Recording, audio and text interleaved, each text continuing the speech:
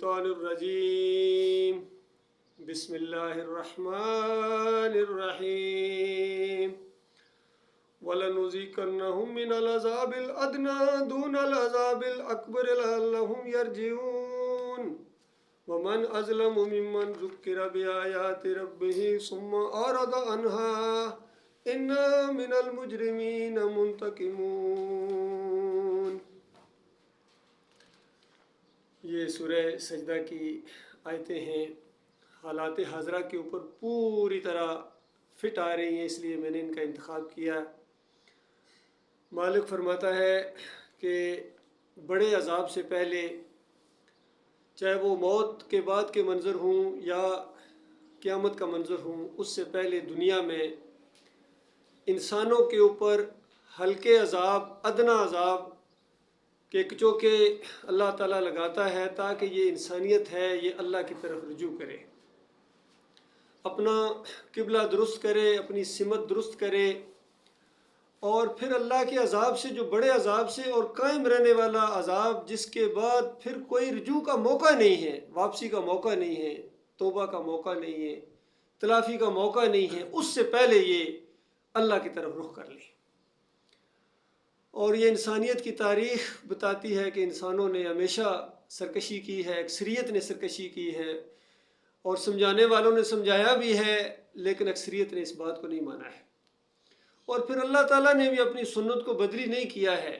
کیونکہ حق جو ہے وہ انسانوں کے پیچھے نہیں چلے گا، انسانوں نے حق کی پیروی کرنی ہے، پیچھے چلنا ہے۔ اس سے پہلے جنت کا ذکر ہو رہا ہے اور بتایا جا رہا ہے کہ دیکھو کیا جو مومن ہے، افمن کان مومنا کمن کان فاسقا، یعنی مومن، فرما بردار، ماننے والا، کیا یہ ان لوگوں کی طرح ہو سکتا ہے یا ان کا انجام ایک جیسا ہو سکتا ہے، فاسقوں کو اور اللہ تعالیٰ مومنوں کو، مخلص مومنوں کو، فرما برداروں کو اور نافرمانوں کو ایک ہی طرح اللہ تعالیٰ ان کے ساتھ رویہ اختیار کرے گا، دنیا میں بھی آخرت میں؟ تمہیں کیا ہو گیا ہے؟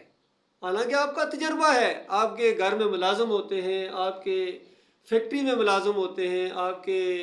غلام ہوتے ہیں، تو کیا آپ فرما برداروں اور نافرمانوں کے ساتھ ایک ہی جیسا معاملہ کرتے ہیں؟ حتیٰ کہ اولاد کے ساتھ بھی کیا فرما بردار اولاد اور نافرمان اولاد آپ کو ایک ہی طرح کی لگتی ہے؟ تو یہاں دنیاوی معاملات میں تو بالکل بات سمجھ میں آ جاتی ہے،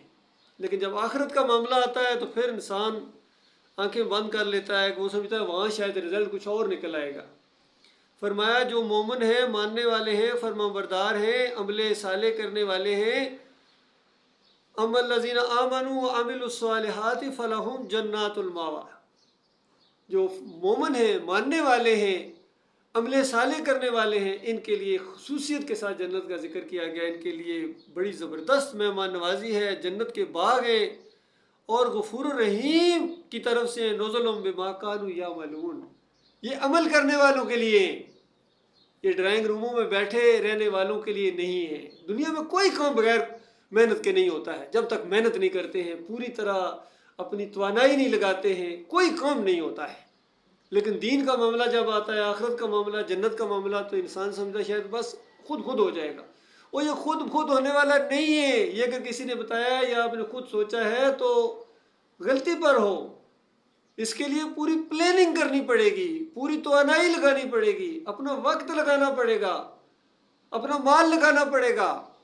اور پھر امید رکھنی پڑے گی اپنے مالک اور خالق سے کہ وہ قدردان رب ہے، وہ اللہ تعالیٰ کسی کی محنت کو ضائع نہیں کرتا ہے۔ کوئی بھی ایمان خالص اختیار کرے، تقوی اختیار کرے، اللہ سے ڈر کر زندگی بسر کرے، اللہ سے محبت کرے، اللہ کی رضا کے لیے کام کرے، تو مالک اس کے ان اعمال کو بڑھا چڑھا کر اس کو واپس کر دے گا۔ تو اس انداز سے فرمایا نزل بما کانوا یعملون، ان کے عمل کرنے کی وجہ سے اللہ تعالیٰ نے بڑی زبردست مہمان نوازی ان کے لیے تیار کر کے رکھی ہوئی ہے۔ اور دوسرا گروہ ہے نافرمانوں کا، وَأَمَّا الَّذِينَ فَسَقُوا فَمَأْوَاهُمُ النَّارُ، جو فاسق ہیں، نافرمان ہیں،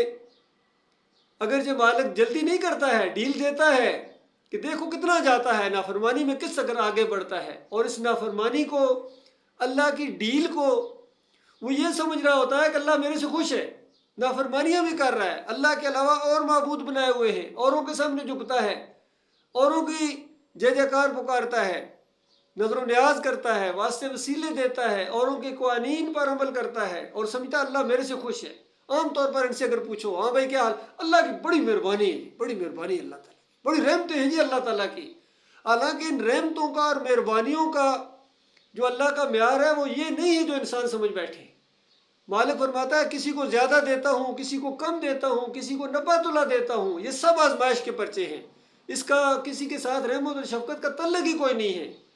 کتنے انبیاء گزرے ہیں، کس طرح غربت کی زندگی انہوں نے بسر کی ہے، تنگیوں کی تکلیفوں کی زندگی، اور سب سے زیادہ تنگی تکلیفیں دنیاوی لحاظ سے انبیاء پر آئی۔ نبی علیہ السلام نے فرمایا سب سے زیادہ تکلیفیں انسانوں میں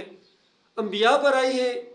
اور پھر انبیاء میں اپنی طرف اشارہ کیا کہ سب سے زیادہ انبیاء میں بھی میرے اوپر آئی ہیں، اور آخرت میں جو درجات بننے والے ہیں وہ اسی لحاظ سے گریڈنگ ہونے والی ہے، جس نے زیادہ اللہ کی دین کی خاطر تکلیفیں اٹھائی ہیں، مصیبتیں بھی اٹھائی ہیں، کوشش کی ہے، اس کے مطابق اس کے درجات بننے والے ہیں، اس کے گریڈ بننے والے ہیں، اس کی وہاں جو سوسائٹیاں ہوں گی، وہاں کالونیاں ہوں گی، جنت کی درجات اتنے زیادہ ہیں جو آپ تصور بھی نہیں کر سکتے، اتنے درجات ہیں جنتوں کے۔ ایک جنت، جنت الفردوس میں کتنے درجات ہیں تصور نہیں کیا، ہر جنت کے اسی طرح درجات ہیں۔ جنت سے اوپر نبی علیہ السلام نے فرمایا جنت کے 100 درجے ہیں، جنت سے اوپر جنت کے 100 درجے ہیں، اور ہر جنت کا اس درجے کا اتنا فاصلہ جتنا زمین اور آسمان جتنا، اور نیچے والے اوپر والے درجات کو ایسے دیکھیں گے جس طرح آپ رات کو آسمان کے ستاروں کو ایسے اوپر نگاہ کر کے دیکھتے، اس طرح درجات اوپر ہو جائیں گے۔ اور مالک فرماتا ہے اپنے نبی کے ذریعے اور قرآن میں بھی کہ یہ مجاہدین کے لیے، عمل کرنے والوں کے لیے، جو جتنا اس میں آگے بڑھتا چلا جائے گا درجات بلند ہوتے چلے جائیں گے،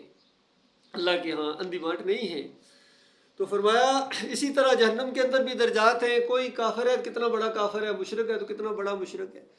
نافرمانیاں کی ہیں تو کتنی کی ہیں۔ تو جو بڑے بڑے نافرمان آپ کو نظر آ رہے ہیں، دندناتے پھر رہے ہیں، مالک فرماتا ہے آپ کو ذرا برابر غلط فہمی نہیں ہونی چاہیے کہ کہیں میں ان کو برائیاں دینے میں تو نہیں مصروف، نہیں، یا ان کو بیٹے دیے ہیں، ان کو مال دیے ہیں، ان کو صحت دی ہے، ان کو موقع دیے ہیں، تو اس کا مطلب ہرگز نہیں ہے کہ میں ان سے خوش ہوں۔ چند دنوں کا معاملہ ہے، ان کے ساتھ کمر توڑ معاملہ ہونے والا ہے، جس کا ٹھکانہ ہے النار، اس کو کہا گیا کلما ارادوا ان یخرجوا منها،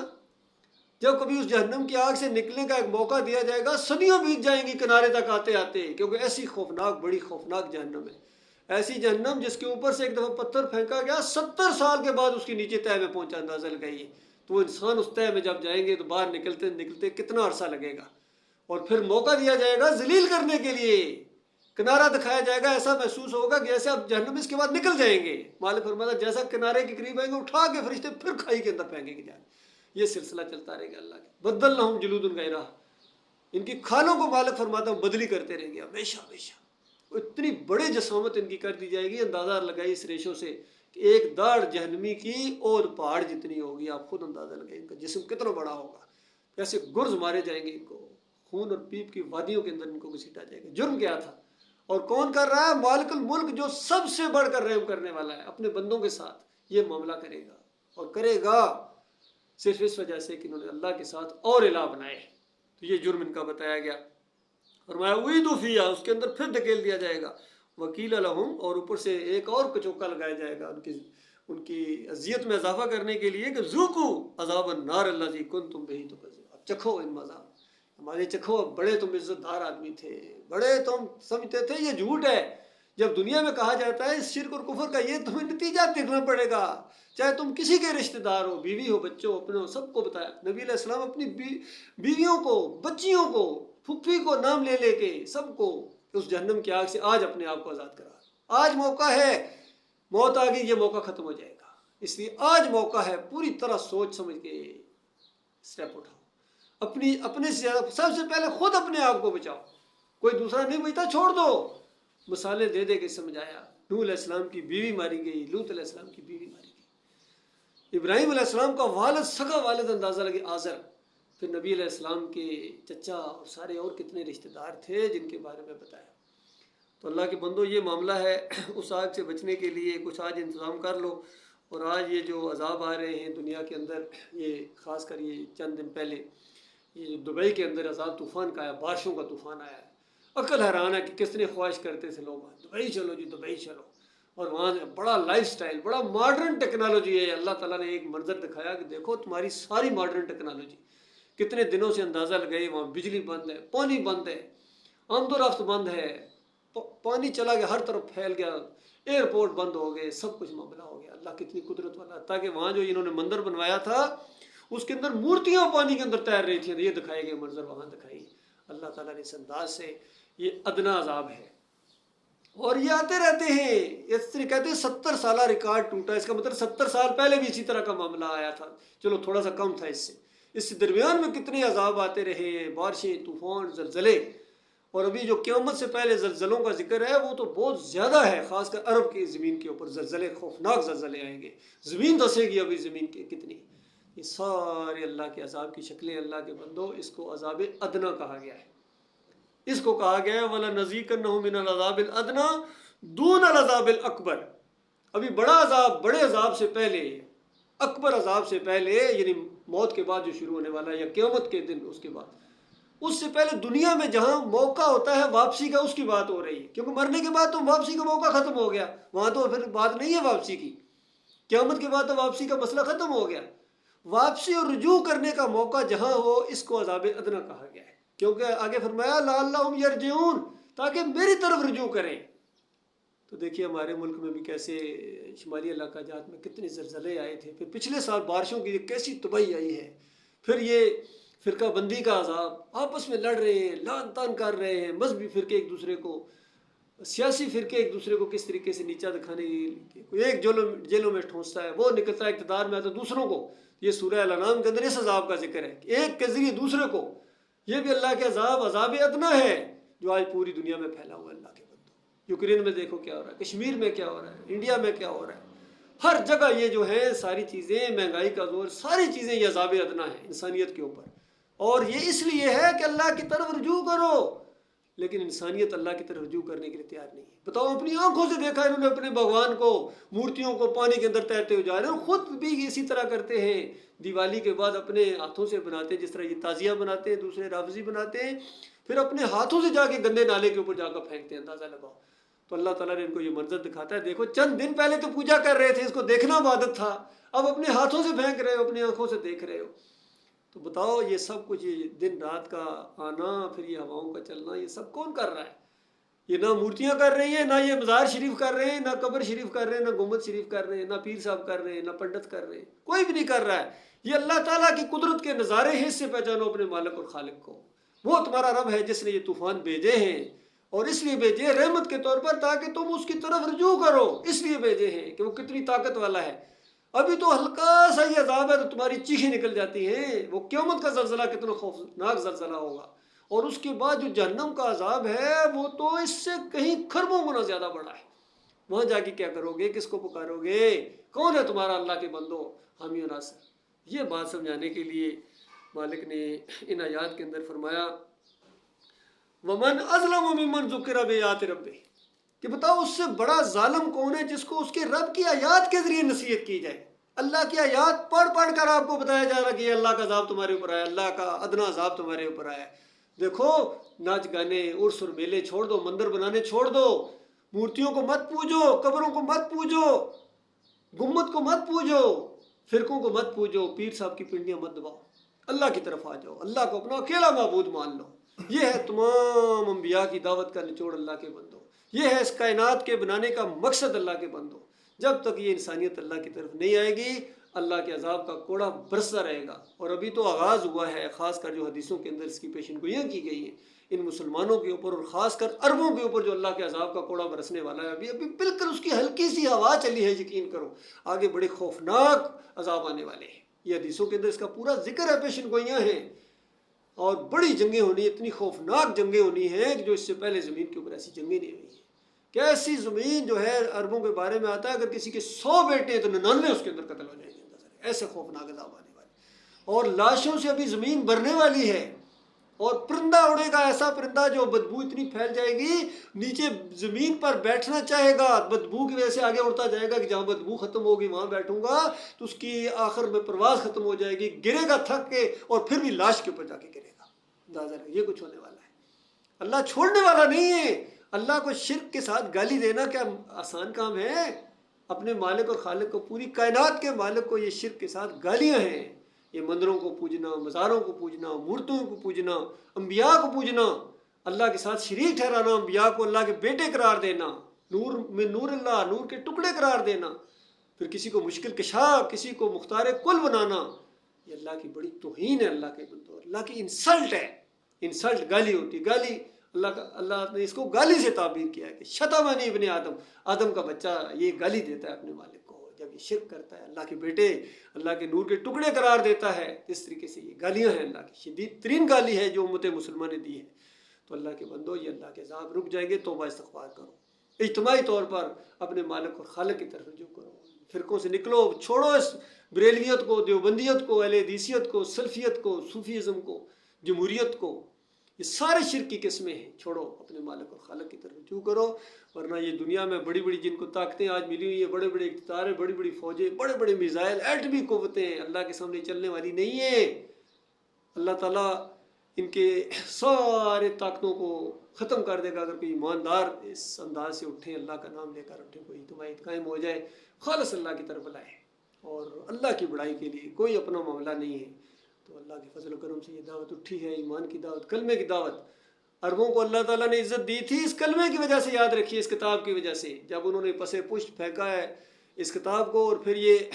شرک کے اندر گئے ہیں تو وہ قیادت ان سے چھین لی گئی ہے۔ حالانکہ زبان ان کی عربی ہے لیکن ایمان ان کے قریب سے بھی نہیں گزرا ہے۔ آج ایمان کے ایسے دشمن بنا دیے گئے، اور اجمیوں کو اللہ تعالیٰ نے موقع دیا ہے یہ لا الہ الا اللہ محمد رسول اللہ کی دعوت، کہ تمہارا کوئی الہ نہیں ہے سوائے اللہ کے، کوئی معبود نہیں ہے، سارے ان کی حیثیت اللہ تعالیٰ نے بیان کر دی ہے۔ اور وقتاً فوقتاً یہ منظر اپنی آنکھوں سے بھی دیکھتے ہو، جس طرح ان کے آج بھگوان اور ان کی مورتیاں پانی میں تیر رہی تھی، اس طرح ہم نے مزاروں کو پانی کے اندر ڈوبے ہوئے دیکھا، یقین کئی موقعوں کے اوپر پیر ڈوب گئے، کتنے پیر بے اولاد مر گئے جن سے یہ اولادیں مانگتے ہیں، جن سے مشکل کشائی کرواتے ہیں، وہ خود مشکلوں میں ان کی زندگیاں گزری، اندازہ لگائیے۔ یہ انسان کی عقل کام نہیں کر رہی ہے، اور اللہ کی آیات کے ذریعے بھی ان کو نصیحت کی جائے پھر بھی وہ اس سے اعراض بڑھتے ہیں۔ تو مالک فرماتا ہے انا من المجرمین منتقمون، ہم مجرموں سے انتقام لے کے رہیں گے۔ یہ تو دنیا میں ہلکا سا انتقام لیا اللہ تعالیٰ نے، تو مرنے کے بعد آگ لگنے والی ہے جو بجائے نہ بجے گی، اور قیامت کے بعد جو منظر آنا ہے، پھر ایک گروہ نے جنت میں جانا ہے اور ایک گروہ نے جہنم میں جانا ہے۔ جہنمی سارے کے سارے وہی ہوں گے جو اللہ کے ساتھ کسی اور کو پکارتے رہے، کسی اور کی نظر و نیاز کرتے رہے، کسی اور کے واسطے وسیلے، بے حق فلاں، بے حرمت فلاں، واسطے وسیلے، نظر و نیازیں، جتنی رکوع اور سجدے جو بھی اللہ کے علاوہ پوجتا رہا ہے، ان کی ساری کارگزاری وہاں ختم ہو جائے گی۔ ان کی لمبی لمبی کاریں، لمبے لمبے بنگلے، اقتدار سارا ختم ہو جائے گا، اور اس وقت کہے گا ہائے میرا اقتدار ختم ہو گیا، اب میرا کوئی حکم نہیں چلتا ہے۔ دنیا میں فوجیں دوڑتی تھیں ان کے حکم کے اوپر، بٹن دبانے کی دھمکیاں دیتے تھے، ایک بٹن ان کے ہاتھ میں تھا، اندازہ لگائیے پوری دنیا سہم جاتی تھی۔ لیکن یہاں ان کا کوئی پرسان حال نہیں، کوئی بیٹ مین ان کو نہیں ملے گا، کوئی نوکر چاکر نہیں ملے گا، بلکہ ہر طرف سے ذلت اور خواری ان کے اوپر چھائی ہوگی، لعنتیں فرشتے بھیج رہے ہوں گے، اللہ کی لعنتیں ان کے اوپر پڑ رہی ہوں گی، خود ان کے مرید اور خود ان کے جتنے ورکر ہیں اور ان کے جتنے جوان ہیں، سارے کے سارے ان کے لعنتیں ان کے اوپر بھیج رہے ہوں گے۔ بے ایمانو یہاں لے آئے ہو، ہم تمہیں لیڈر اپنا مانتے تھے، وہ کہیں گے ہمارا زور اور زبردستی نہیں تھی، تم خود ہمارے پیچھے دوڑتے تھے، ہمارا کوئی زور نہیں تھا، ہم خود کہیں گے ہم گمراہ لوگ تھے، تمہیں بھی یہاں لے آئے۔ تو اس طرح کا ایک سلسلہ ہونے والا ہے۔ اللہ کے بندو، بچیں گے وہی وہ جنہوں نے اللہ کی طرف آج دنیا میں اپنا رخ کر لیا ہے، ایمان کی طرف رخ کر لیا، ایمان اپنا بالکل خالص کر لو، اس کے بعد اسی کی دعوت دو۔ یہ تبلیغ ہے، یہ ایمان کی تبلیغ ہے، اصلی تبلیغ ہے۔ یہ ضروری ہے تاکہ ماحول کو غور و فکر کے اوپر مجبور کیا جائے، تاکہ معاشرے کے اندر یہ دعوت جب اٹھے، لوگ سوچیں، غور کریں، تب لوگوں کو پتہ چلے گا۔ اور توحید کی دعوت دینا یہ جہاد کبیر کہا گیا ہے اس کو، یہ جو کرے گا وہ بچ جائے گا۔ کیونکہ جن بستیوں کے اندر اللہ کی دعوت دی جا رہی ہو، لوگ توبہ استغفار کر رہے ہوں، وہاں اللہ تعالیٰ عذاب نہیں بھیجتا ہے، اور جہاں یہ کام بالکل چھوڑ دیا جائے وہاں اللہ کا عذاب آتا ہے۔ پھر جب عذاب آ جائے پھر چیخو پکار سے کچھ نہیں ہوتا ہے، پھر دعائیں مانگنے سے کچھ نہیں ہوتا ہے، وقت ختم ہو چکا ہوتا ہے۔ اللہ تعالیٰ غور و فکر کرنے کی توفیق عطا فرمائے۔ وأقول قولی ھذا أستغفر الله لي ولكم ولسائر المسلمين۔